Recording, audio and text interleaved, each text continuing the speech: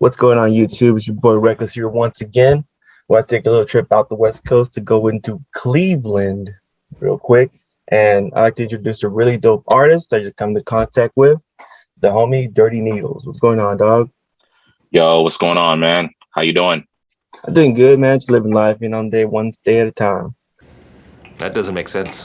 Um, let's get right into the very beginning of your history. Tell us, how did you get into music?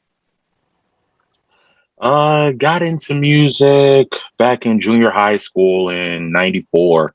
One of the first groups that I got into was A Tribe Called Quest, Midnight Marauders. That was actually one of the first albums that I got back in '93.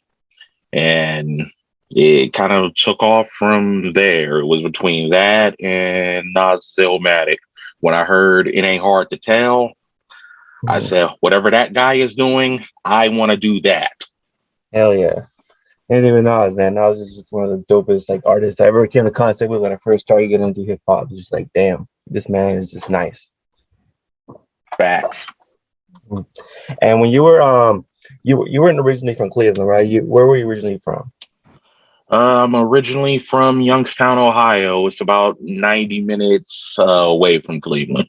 Oh wow. So when did you start making music when you were in Youngstown, or did you start getting really serious when you get to Cleveland? Like, how was that? I started making music when I was in Youngstown, but I didn't really start getting serious as far as going to the studio and actually putting money behind projects until I moved up here to Cleveland. And what's the music scene out there? The music scene is pretty eclectic. You know, you have hip hop and you have a lot of rock acts like indie rock. You got people into acoustic. Like, it's a very eclectic scene. It's not just one genre that dominates all. Oh wow, that's so cool. You never got into any other type of music, just straight hip hop, knowing how eclectic it is? I've always been into things like alternative rock, punk rock. Green Day is my favorite band. Yeah, I was always into stuff like that because when I was younger, I used to skateboard as well. So that tied into my eclectic taste for music. That now I find myself just randomly driving around town listening to jazz. So that's yeah. good. How did you get your rap name? Like, how did you land on Dirty Needles? Well, it was back in 2001, I want to say. And I was in the bathroom writing rhymes, and I had this documentary, I think on Discovery Channel, that was going on, and they were talking about intravenous drug use and how it's bad and you shouldn't share dirty needles, and they kept saying dirty needles, dirty needles. I was like, yo, that sounds like a dope name. Let me see how many things I can rhyme with it. So I literally just sat there, wrote dirty needles on one side of the paper, and then a bunch of other things that could rhyme with dirty needles on the opposite end, and it kind of sparked from there.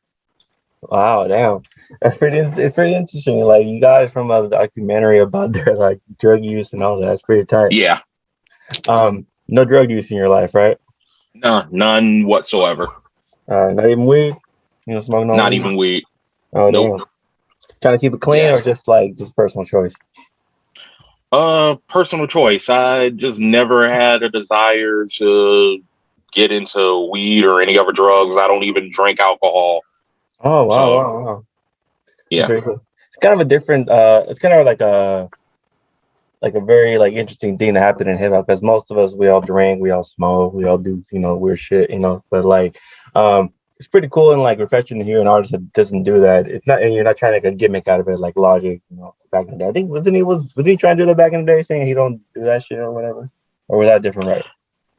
Nah, that was something different, because Logic did it before, and then he stopped, and then he started smoking weed again, but I don't think he ever tried to make a gimmick out of it. Mm. For sure. 'Cause I think I remember doing make that. Like I remember that's one thing I heard about. Like you don't do this. Now it's like, oh, okay, that's whatever. That's just a gimmick. Not cool. But it's just me. Um, Tell us, what's your main goal in music? My main goal is just to make good music. That's pretty much it. I think as we get older, priorities change, and I'm not necessarily looking to blow up and be the biggest thing since sliced bread. I just want to make good music, leave some sort of a mark, and be remembered for making good music. No gimmicks. No foolery, just hey, that guy, he could rap really well and he made good music that I could relate to and it helped me get through some personal issues I may have had. Yeah, that's ultimately my goal. That's dope. Yeah, hell yeah, dude. A lot of people try to do it for arbitrary reasons, trying to be famous, trying to get a Grammy, all that stuff. But it's cool, man. You got your own little thing. When you try to make a mark, what I mean, you will make dope music. Um, Tell me about the process of making your first album. Finally. Oh, that was years in the making. I started working on Finally in 2013 and I didn't finish it until 2017. It was a Mm-hmm. lot of stop and go, stop and go. It started with just one producer, and then it went to multiple producers. And the whole process, it was definitely a learning experience, but it was also one of the most stressful times in my life. I can Um, imagine. yeah, when nobody tells you how difficult it is to put an album together. You think it's easy until you actually get in there and try to do it. Yeah. And you have to rack your brain about, okay, how does this song flow into this song? Do you need this particular kind of record? Just figuring out the theme of what you wanted to do. I think with if you listen to every album after Finally, there's a certain theme. With Finally, it's half and half. If you heard the Royce the 5'9" second record, Death is Certain, Mm-hmm. okay, and on the first half, he was on some, hip hop, MC, boom bap kind of vibe. Oh, And then the second half of the album, it just went completely dark because yeah. his life just went off a cliff. Straight tone Yeah, shift. Yeah. that describes Finally. It's like the Oh, first okay. half, I was just writing rhymes for the sake of writing rhymes. I didn't care if I went over people's heads. And then the second half of the album, life change, said change jobs, found a significant other, things of this nature. A bunch of things happened and I couldn't avoid not talking about it. So yeah, it was definitely a learning experience, but one of the hardest projects I had to put together, mainly because it was the first. Yeah. It's always a hard like thing just trying to get it out there because your first experience. You don't know what to do. No one tells you. You know what I'm saying? There's no handbook. I wish we had a handbook. We should start making a handbook, to be honest.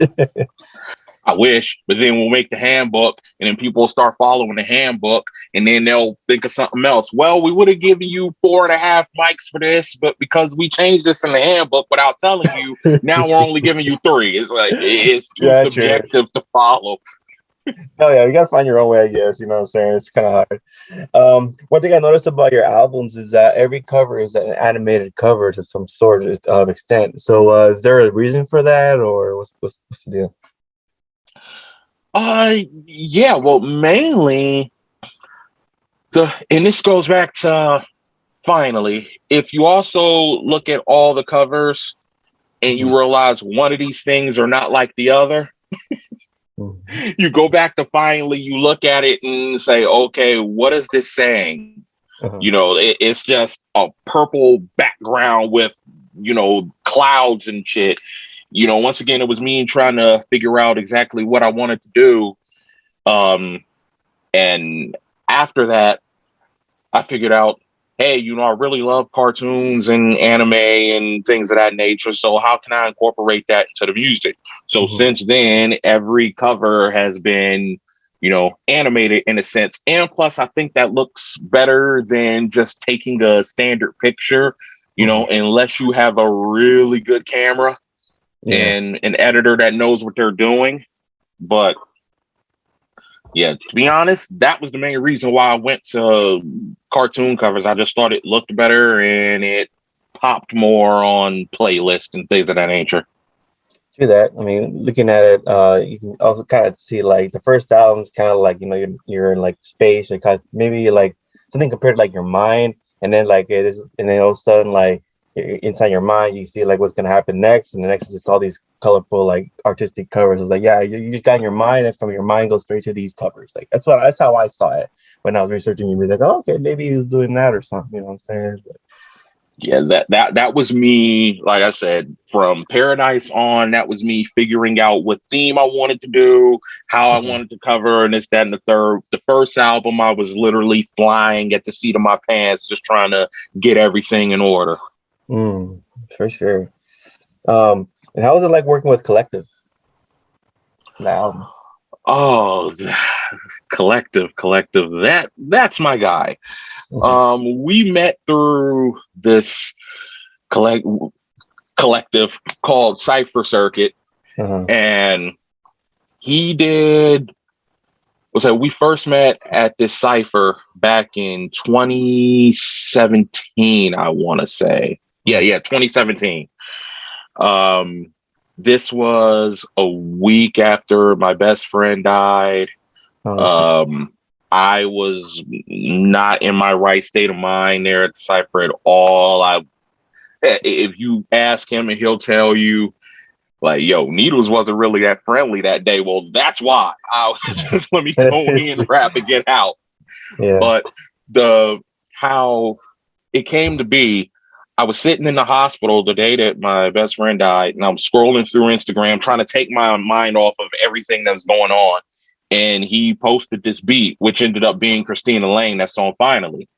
And I reached out to him and I asked, like, hey, can I use this beat? It's speaking to me right now, and I know exactly what to paint on the canvas. Mhm. And he just sent it to me for free. And it turned into that song. And after that, we built a friendship, and then we built a working relationship where he did every track on Paradise. And on this record, he did every track with the exception of two songs, that being Mass Effect Andromeda Mhm. and what you call it, the intro menu screen. No, dope. For sure. And on the cover, what made you go with like a girl to be on the cover? What's the significance of that? Uh yeah, the significance of that was with Paradise, I just wanted it to be a wonderful listening experience. With most people, when you listen to music, it puts you in your happy place. It puts you in your what's the word I'm looking for? Your place of zen, your place of comfort. And no matter what's going on in the world, once you put on your headphones or your earbuds, or you're listening in the car and you turn up the music, you're in paradise. Even if there's shootouts going on outside Mhm. and cats and dogs raining mass hysteria, Yeah. no matter what, once you start listening to your favorite music, you're in paradise. So that's why I had my friend Humble, shout out to Humble. She's the one that's on the cover. I asked her to take some pictures for me, and I was going to put her on the cover. Mhm. And I wanted to convey that once the earbuds were in, head is in the clouds, you're just singing along, you're happy, you're in paradise. That was the meaning behind that cover. And I That's felt cool. it would be better conveyed if I had someone else do it as opposed to me. So that way the consumer could look at it and feel like they can picture themselves there and just see, instead of just seeing me on the cover. Mm. Hell yeah, dude. Um, Going back to your first project, like what was the critical reception of that project? The critical reception was everybody liked it. The main criticism they had was the beat selection. Um, they thought that I was rapping my ass off. I just needed production to match the tone of the lyrics that I was giving. And, I didn't get upset about it. I took the criticism, and that's when I got with Collective and say, hey, let's bang out an EP, one producer, one rapper, because out of all the beats on that first album, his was the one that people gravitated to the most. So I said, hey, let's get this Ohio thing jumping off, because he's from Cincinnati, but we're originally both from Youngstown. And yeah, we put it together, and the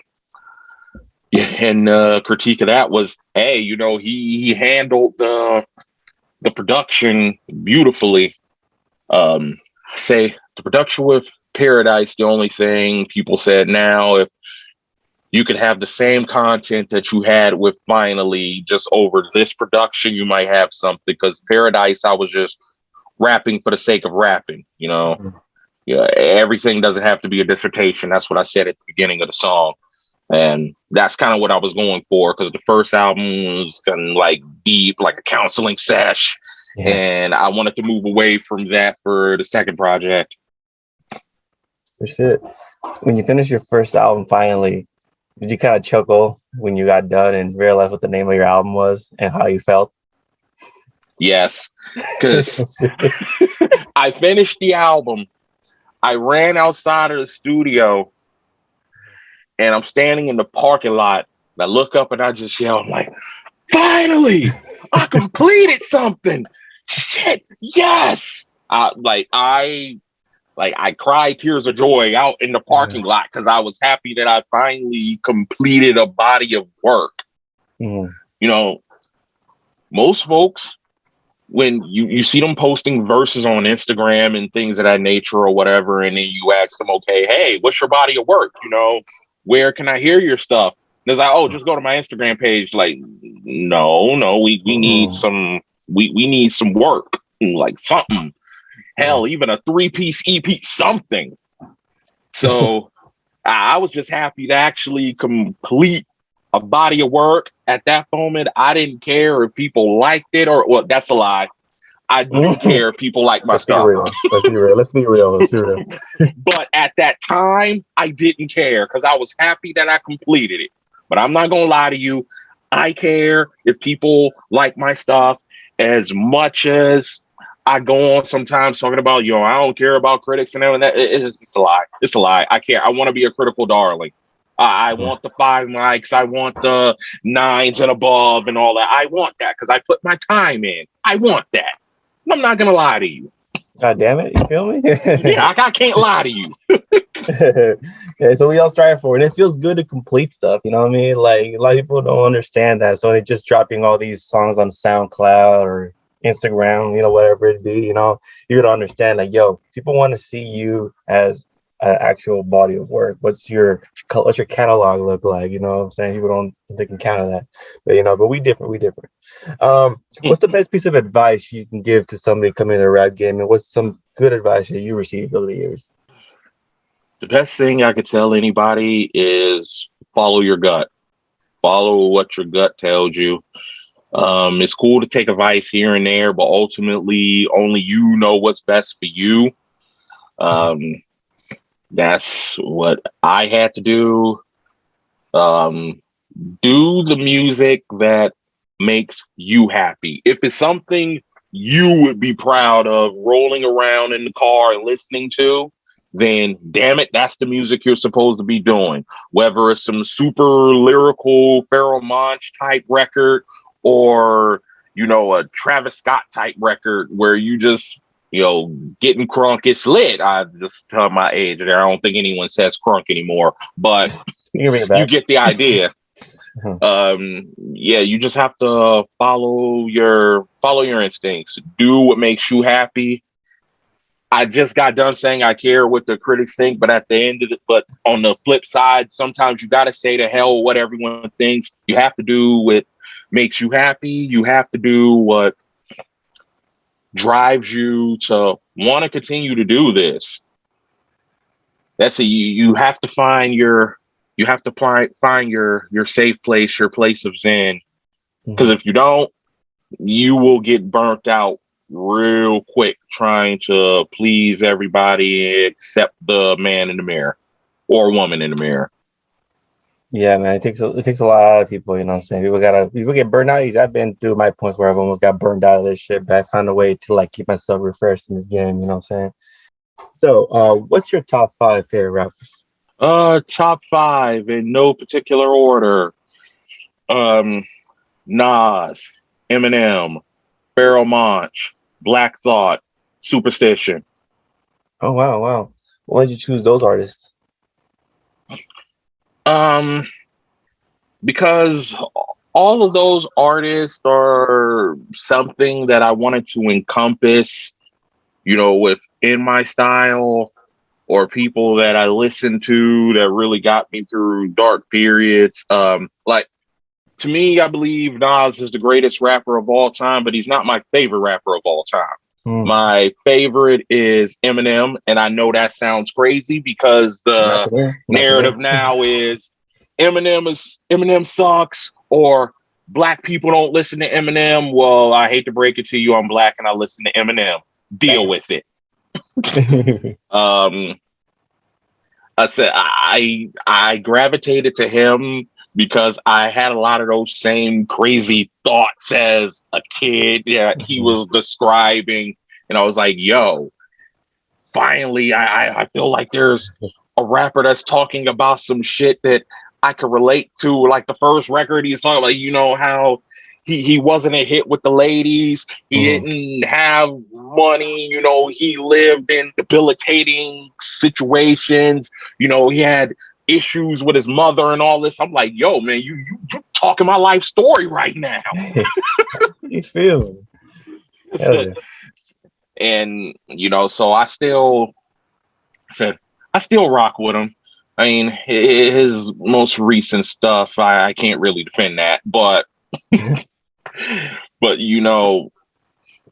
most of his stuff, it really sticks to my craw. Recovery definitely got me through a dark period in my life. I don't want to go too deep or turn this into a counseling session. I will just say that it was during that time where I tried to end my own life, and thankfully I was unsuccessful. And that record came out shortly afterwards, and I used to listen to it every day, and it kind of gave me the strength to go on. As far as Superstition goes, and I'm actually cool with him. He's a real cool, down to earth dude. How he talks about just the everyday man shit that anybody can relate to. Said that sticks with me too. That's something I wanted to try to incorporate into my style. Just talk about stuff that everyone goes through, that everyone can relate to. As far as Black Thought and Pharoah Monch, that's easy. They are wizards on the mic. I try to incorporate that as far as the punchlines and just straight in your face, rapidy rap style. And from Nas, I get the storytelling aspect. I love the way how he can weave a story together, and it doesn't even have to have a music video. He can just tell that story in the song, and you can envision it on your screen while you're listening to it. So all five of those aspects is what I try to incorporate into what I do as Dirty Needles, and which is why they are my top five. Most definitely. Side note, Recovery is a really underappreciated album. People need to fucking listen to that. You know what I'm saying? Very. I mean, outside of the corny, cringy dad punchlines, which I admit that is a criticism that is rightfully so when it comes to that album. But outside of that, It's a phenomenal record. And I What don't is care what that? nobody say. Shit, I get shit for saying it's one of his best. It's my favorite. You know what I'm saying? People's like, how the fuck you gonna put that I over said, Marshall and all that? I said, my favorite is the Eminem show, but I believe Recovery, I think Recovery is like in the second tier. His first three albums are like the first tier. And then when it comes to the second tier, I'll put Recovery above everything else. Mm-hmm. I mean, like I said, we can have like a 45-minute discussion just breaking down each album and where they rank. We can do that another time, you know what I'm saying? But yeah, most definitely, man. Yeah. I fucking cover. People need to listen to that shit more. What's your favorite person you ever worked with? Whew. You make some people mad. Does it have to be like producer or Anybody. It can be a artist? producer, artist, singer, producer, monk. I don't know. Anybody. Oh, okay. Well, this is easy. I'm going to go with an engineer who engineered Paradise, Cathartic, and Loot Box. His name is James Drew. He's originally from here. Now he's based out in Los Angeles. Okay. Yeah, when I first got with him in the studio and, he's behind the boards, he helped me out tremendously with putting songs together and adding certain effects. And, he's like the Dre to my Snoop or M or whatever, even though he didn't do any production on there, but he'll say, hey, he's one of those engineers where he'll stop in the middle of you rapping or singing and say, hey, you want to hit that again? Let you finish. And I'm like, damn, bro, really? I thought I was doing good, but all right. Yeah, he's definitely my favorite person to work with, period. If I do another album, I want to make sure it's him on the opposite end of the screen, pressing the buttons, hitting spacebar, and things of that nature. Yeah, you need people like that in your corner to let you know, like, hey man, that wasn't there. You gotta redo that take and shit. Because a lot of difference between producer, engineer like that, and just button pusher start making money off your time. All right, that's good. Keep going. Your session was over. You know what I'm saying? Like, you need people. You need people like that because your music benefits more from that shit.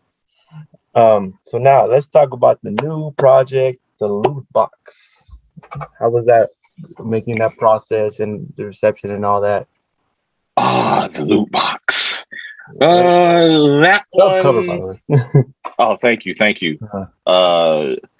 Shout out to Alice Adorno. She's the one that did that cover. She also did the Paradise cover. The Loot Box came about. I'll try to make this as short as possible, but there's a story behind it all. Okay. I'm all ears. The Loot Box came about. My best friend Aurelius, he gave me the concept. Like, he's at work one day and he sends it to me while I'm at work via text. Said, hey man, I have this idea that you can use for your next project. Title with the Loot Box. Every song can be titled after something that ties into video games, whether it be the title of a video game or developer or, something like One Up or, things of that nature.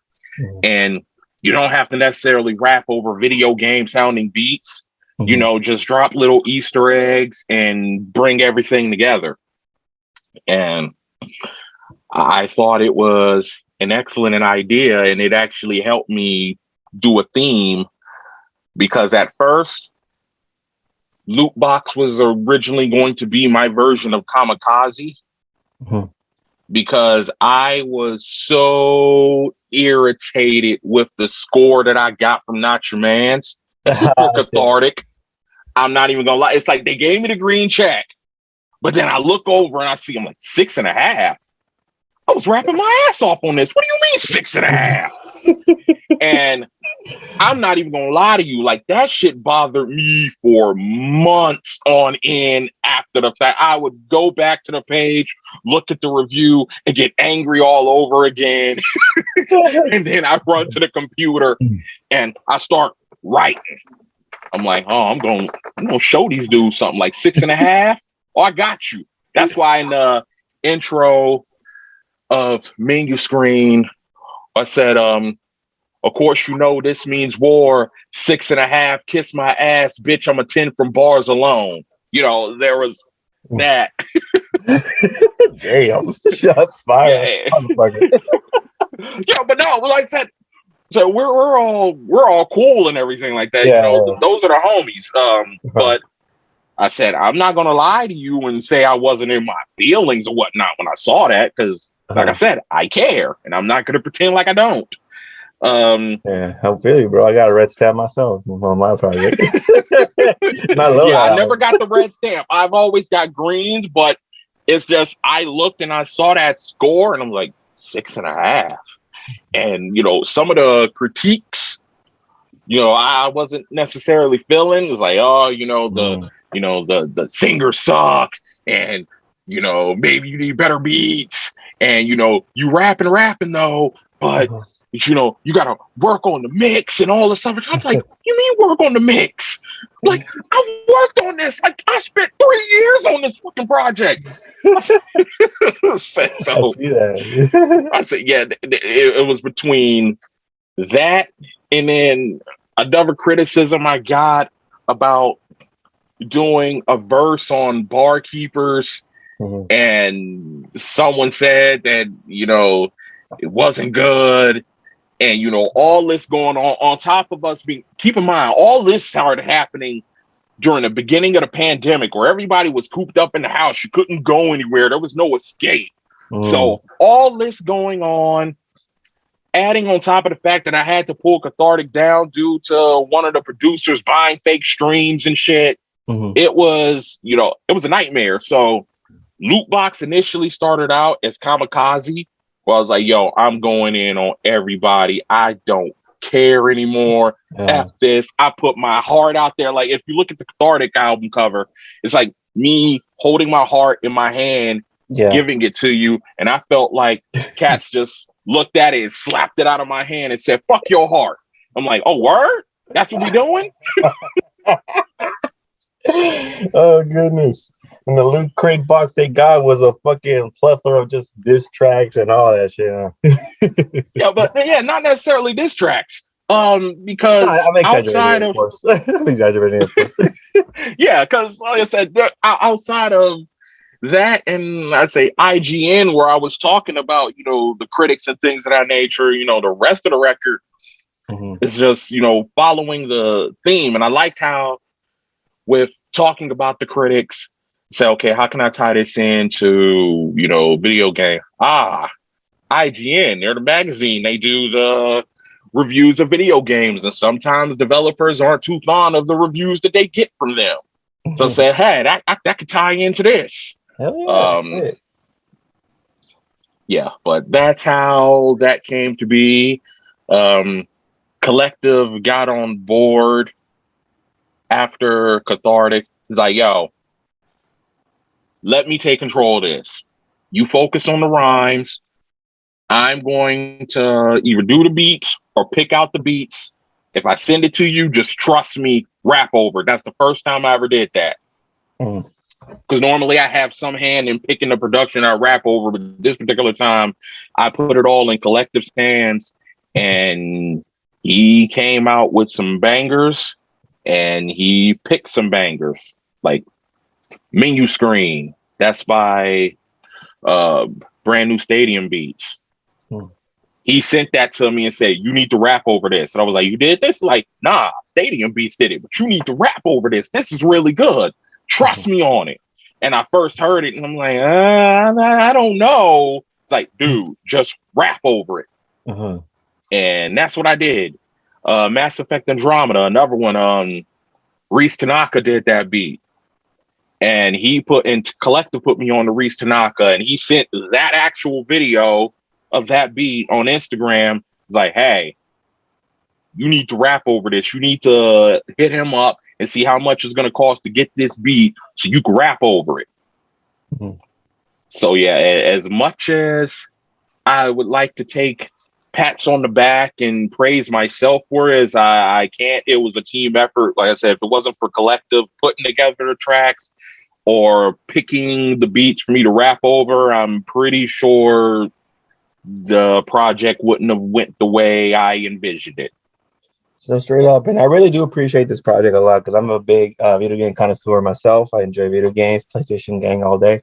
Um, Yeah. and like just how it's format, like starting from menu screen, ending with game over, just little subtle things. It's like, okay, I see what this guy's doing. Loot box, loot crate. Okay, I see you. Yeah. You know what I'm saying? Like that's really dope, bro. Fucking like what's next after this? What's next after this? I'm going to do an update to the loot box called DLC, where basically there's some songs that I like that name. I felt, that I felt didn't necessarily fit what I was doing here, but it's still in the same vein, and I want people to get it. So that one I'm shooting to have out by the end of the year. It's only going to be like a few tracks. I'm debating if I want to just do it as a deluxe edition. Mhm. But that's where we're at with it. And then after that, I'm doing a project with Reese Tanaka. It's a lo-fi project. Okay. That's something that I've always wanted to do because I listen heavy to lo-fi instrumentals and things at night. It helps me go to sleep. For sure, So I'm currently putting that together. I do the same, man. Oh, go ahead. I'm sorry. Oh, and on I was gonna say on Game Over, did you catch the very ending of Game Over? I might have missed some. What's on that? The very ending of Game Over, right as the beat starts to fade out, you get, I think it's from either Ridge Racer or Daytona 500, where once the game over, it goes, game over, yeah. Oh, I had that at the end. Oh man, I never actually played those games, so I probably didn't even catch that, like the reference to that. But that was cool though. The game, oh, this guy really did this good game. You know, say he did the video game format like that. But wow, that's cool to know it's from that. That's pretty crazy. I didn't even know. Fucking but yeah, dude, fucking So when you say you're doing a lo-fi, like that's like a different style they usually are into, right? They usually make. It's something that I listen to a lot, and I often freestyle over those beats all the time. And I kind of want to do a project in that vein where it's I don't necessarily go for a certain structure of how to do a song. One thing I picked up off of with Lootbox that a lot of people liked, that the songs didn't follow one particular structure. It's like it was more so freeform, almost like, mixtape esque. And I kind of want to, do that again this time, but definitely have, the deeper content. Because while I love doing rapidy raps or whatever, and another thing with Lootbox, I put together Lootbox to prove a point that basically, hey, don't pigeonhole me in a box. Yeah, I could do the counseling sesh shit, but I can also do the rapidy rap shit and hop in the ring with anybody and bar it out. So, but I prefer to do, the counseling sesh, get deep into my feelings and find out what's the meaning of life and all of that. I prefer to do that. So, would you say that's your style, your main style? Between that and the rapidy rap, although I want to lean more towards, doing music with a meaning where the words can really stick with you as opposed to just, some punchlines and rapping hard. So yeah, I have that's more meaningful to me. But I say all that to say, don't get it twisted. I can still pick up a mic and go with the best of them. That's not being arrogant. It's just Just facts. It is what it is. So please leave me alone. Just let me do my counseling sex music. Don't come out and say some shit like, well, like Needles is only doing this because, he can't bar it up. He can't hang with the people. And it was like, no. Every time I get out, they pull me back in. Coming to get you. You got to give them back. You know what I'm saying? Last question I want to ask you is a pretty funny question. You ever listen to E40? No. You never listened to No, E40? and I already know where you're going with this. Outside of singles, I have never heard an E40 album. Period. Man, as a Bay Area, citizen, that hurts my feelings. I said, no, look, it's no disrespect to E40, but I just don't understand how people hear him in me, considering the subject matter, the kind of production we go over. It's like, how? It's the cadence. I don't understand. I straight hear E40 vibes, bro. It's not the subject related. It's just you hear a little bit of the cadence of it, the style, the you know what I'm saying. Talking about the sauce of 40 water a little bit in there. You know what I'm saying? Like that's why I was like, holy shit, this guy kind of sounds like Fonzarelli a little bit. I like this. You know what I'm saying? I don't know. Nah, because this gets even the problem comes into play where you'll have folks coming out of the woodwork talking about, oh, you need to get your own style. I'm like, this is my style. Yo, you sound like great value E40. And then I have to respond. I'm like, have you ever listened to an E40 album? Because if you listen to an E40 album and then you listen to mine, it's night and day. And once again, like I said, that's no diss to E40 or anything like that. I'm like, the dude is a legend, but he wasn't one of the rappers that I looked up to. And I said, yo, okay, I have to try to figure out how to incorporate this and then make it my own. I guess if there's one thing you can pick out would be how I enunciate my words, but that's how I talk. I enunciate everything.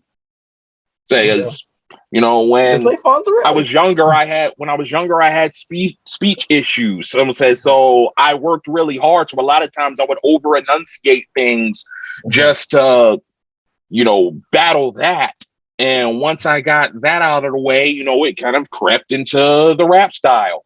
And people hear it and they go, oh, you try to sound like E40. I'm like, no, I'm not. You don't hear me going, oh, Fasheezy, Sugardale, or whatever. I'm like, you don't hear me doing this, man. It's like, come on. Oh man, I would take it as a compliment, man. Just be told that I'm sounding like one of these big time legends, especially with somebody who's as original, an American original as 40 Water. Like that's fucking crazy to me, anyway. You know what I mean? But but hip hop is supposed to be about, being yourself. Having your own style. I know it's the in thing to do now, where you just jack somebody else's style and no one says anything about it, and if you do, you're a hater.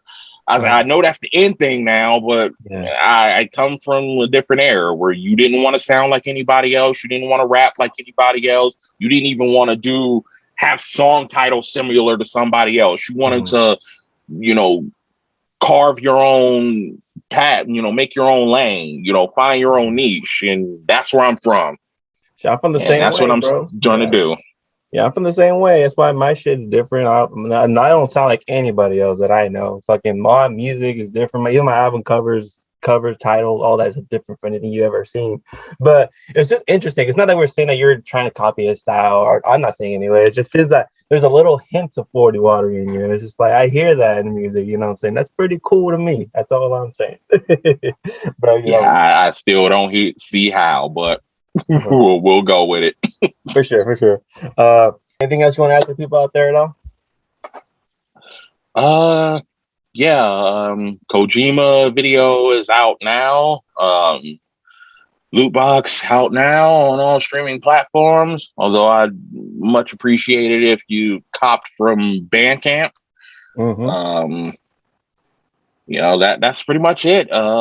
Anything else, check out my website, dirtyneedles330.com.